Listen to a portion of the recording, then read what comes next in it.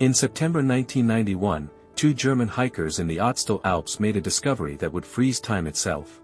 At an altitude of 3,210 meters, they found a human body emerging from the melting glacier.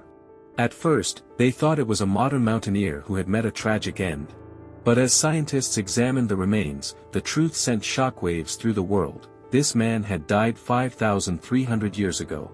He was named Ötzi the Iceman, and he is the oldest natural human mummy ever found in Europe. For over a decade, we believed he had died of exhaustion or exposure to the cold. But in 2001, a routine X-ray revealed a secret that changed everything. An arrowhead was lodged deep in his left shoulder. This wasn't just a natural tragedy, it was a murder.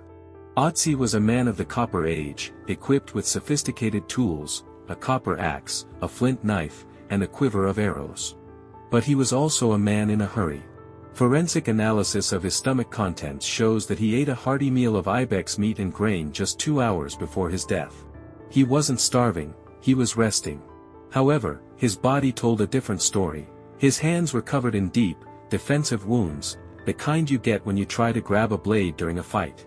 These wounds were already several days old. Ötzi had been involved in a violent conflict long before he reached the mountain pass. He was being hunted. The killer didn't face Ötzi in open combat. The evidence suggests an ambush. The fatal arrow was fired from behind, hitting him from a distance of about 30 meters.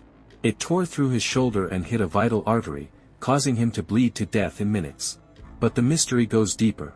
The killer approached the dying man but didn't take his most valuable possession, his copper axe. In the Copper Age, this axe was like a Ferrari, an incredibly rare and expensive status symbol. If the motive was robbery, the axe would have been gone. The fact that it remained by his side suggests that this was a personal execution or a political assassination.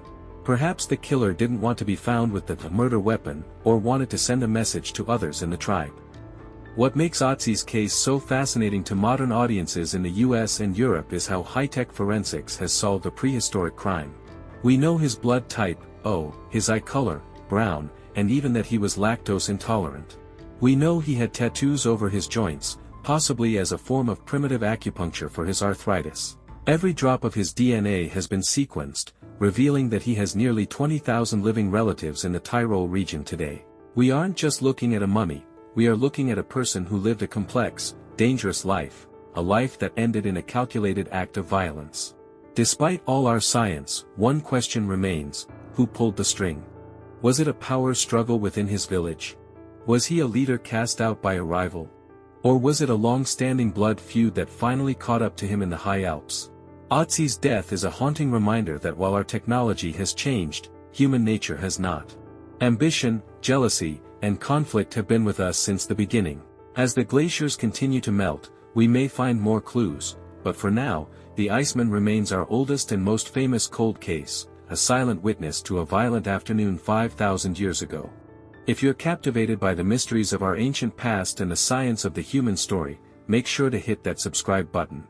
We bring you the world's most incredible archaeological discoveries and true stories. Join our community of explorers, subscribe now and click the bell icon to stay updated. Tell us in the comments, why do you think the killer left the copper axe behind?